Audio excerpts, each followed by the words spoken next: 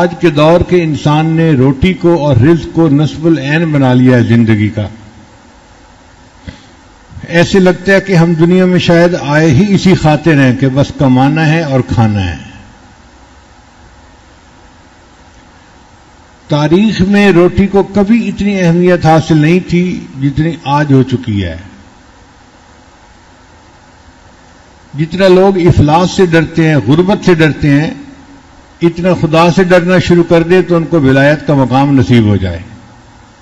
ہر وقت ڈر لگا رہتا ہے، غربت نہ آ جائے، پیسہ نہ کم ہو جائے.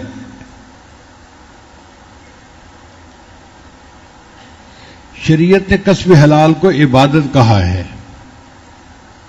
نبی اسلام نے ارشاد فرمایا القاسب و حبیب اللہ، ہاتھ سے محنت مزدوری کر کے کمانے والا اللہ کا حبیب ہوتا ہے، اللہ کا دوست ہوتا ہے.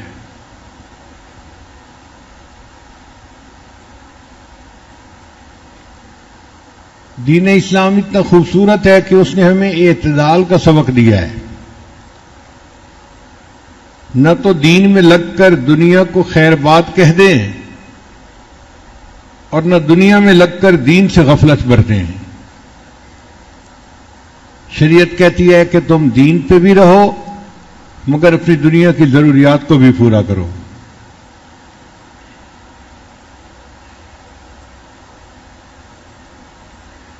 ایسا دور آ گیا ہے کہ آج جھوٹ سے حرام روزی کمانے والے باعزت ہیں اور سچ بول کر غربت کی زندگی گزارنے والے آج ذلت کی زندگی گزار رہے ہیں. یہ ہمارے پیٹ کا مسئلہ موت تک کا نہیں ہے، موت کے بعد تک کا بھی ہے. آخرت میں بھی ہمیں پیٹ کی ضرورت پڑے گی. اگر کوئی بندہ جہنم میں چلا گیا تو وہاں اس کا حال بہت برا ہوگا. حدیث پاک میں آتا ہے کہ ایک جہنمی فرشتے کو کہے گا کہ مجھے بہت بھوک لگی ہے، تو وہ فرشتہ اسے کھانے کے لیے زقوم کا پودا لا کے دے گا، تھوہر کا پودا. کانٹے بھی ہوتے ہیں، کڑوا بھی ہوتا ہے، اور اس کو بھوک اتنی ہوگی کہ یہ اسے کھانا شروع کر دے گا اور وہ کانٹے اس کے گلے میں چبھ جائیں گے اور گلا چوک ہو جائے گا. نہ نگلتے بنے گی نہ اگلتے بنے گی. تو پھر یہ فرشتے کو کہے گا کہ مجھے کچھ پینے کو لا کے دو. تو اس کو پینے کے لیے وہاں پہ کوئی روح افزا اور جام شیری نہیں دیا جائے گا، بلکہ فرشتہ پیالے میں جہنمیوں کے خون اور پیپ جو ملی ہوئی ہوگی اس کو گرم کر کے لے کے آئے گا. اور اس کو اتنی پیاس ہوگی کہ یہ اس کو پیے گا، مگر اس کے پینے سے اس کی پیاس نہیں بجھے گی، بلکہ پیٹ کی انتڑیاں کٹ کے پخانے کے راستے باہر نکل جائیں گی اور پھر ٹھیک ہو جائے گا، صحت مند ہو جائے گا جیسے پہلے تھا.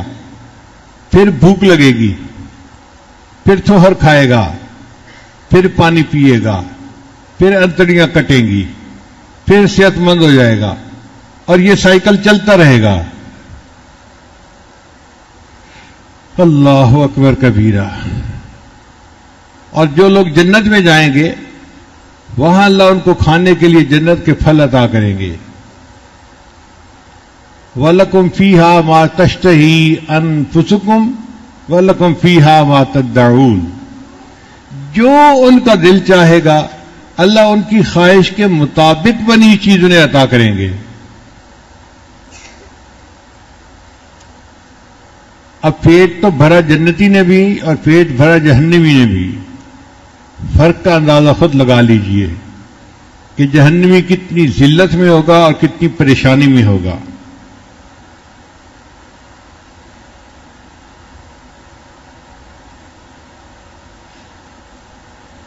اللہ تعالیٰ نے ہر بندے کے لیے رزق کا فیصلہ خود فرمایا ہے، اور رزق کو اللہ تعالیٰ اس وقت تنگ کرتے ہیں جب انسان گناہوں کے راستے پہ چل پڑتا ہے. وَمَنْ أَعْرَضَ عَنْ ذِكْرِي فَإِنَّ لَهُ مَعِيشَةً ضَنْكَ وَنَحْشُرُهُ يَوْمَ الْقِيَامَةِ أَعْمَى. اور جو میرے یاد سے اعراض کرے گا، قرآن سے اعراض کرے گا، ہم اس کی معیشت کو تنگ کر دیں گے اور اسے قیامت کے دن اندھا کھڑا کر دیں گے۔ اب بتائیے کتنی بڑی سزا ہے۔ اسی لیے کئی لوگ جو دیکھنے میں بڑے امیر ہوتے ہیں ان کا رزق بڑا تنگ ہوتا ہے۔ وہ جی 5 کنٹینر وہاں پھنس گئے، 2 کنٹینر یہاں پھنس گئے، کسٹم والوں نے یہ روک دیا، ٹیکس والوں نے یہ کر دیا، اور میں تو بہت پریشان ہوں۔ کاغذوں میں دیکھو تو کروڑوں پتی بندہ ہے، درجنوں ملوں کا مالک ہے، مگر خرچ کرنے کے لیے پیسہ نہیں۔ قرضے والے مطالبہ کرتے ہیں اور پریشان ہو کے دفتر سے گھر واپس آ جاتا ہے۔ پیسہ ہونے کے باوجود اللہ معیشت کو تنگ کر دیتے ہیں۔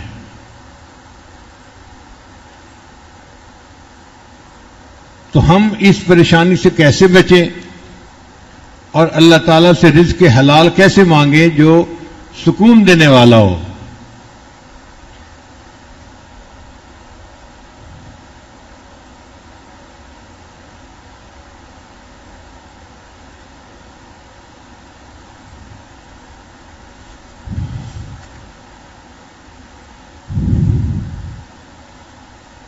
علماء نے رزق کے 16 دروازے بیان کیے ہیں۔ 16 دروازے ہیں جو کھلتے ہیں تو ہر دروازے سے رزق بندے کو ملتا ہے۔ آج کی مجلس میں انہی 16 دروازوں کے بارے میں بات کرنی ہے۔ آپ ان کو رزق کی کنجیاں سمجھ لیں کہ 16 دروازے پہ تالے لگے ہوئے ہیں اور 16 کنجیاں ہیں۔ آپ ہر کنجی سے ایک دروازہ کھولتے جائیں، دروازے کھلتے جائیں گے۔ پہلی بات، نماز کا اہتمام کرنا۔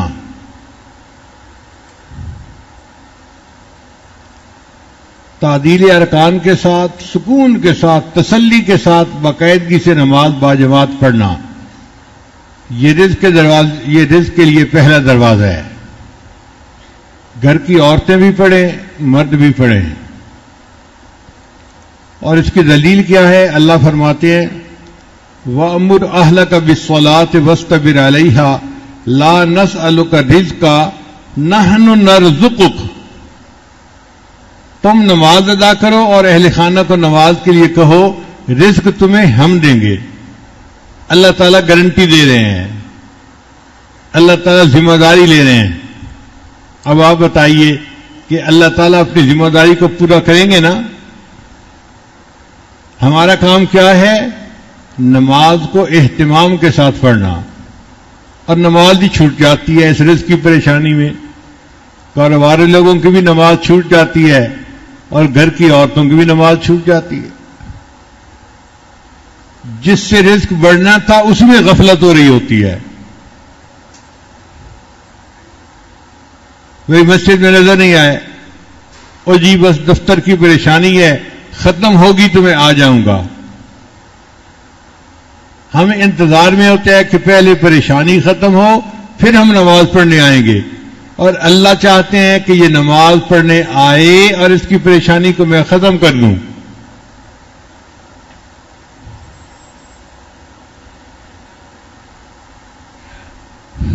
تو رزق کے کھلنے کا پہلا دروازہ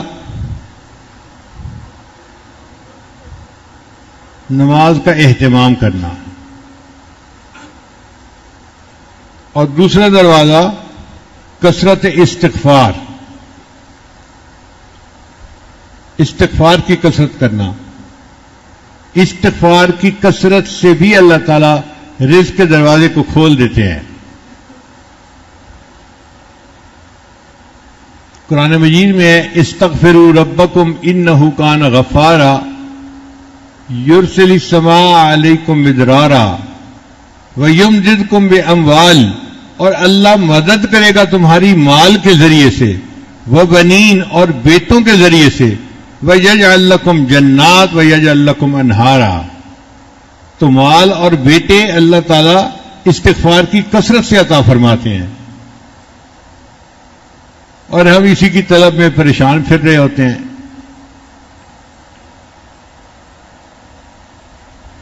امام قرطبی رحمۃ اللہ نے لکھا ہے کہ گناہوں کی معافی مانگنے سے بارش ملتی ہے، اور انسان کا رزق وسیع ہوتا ہے۔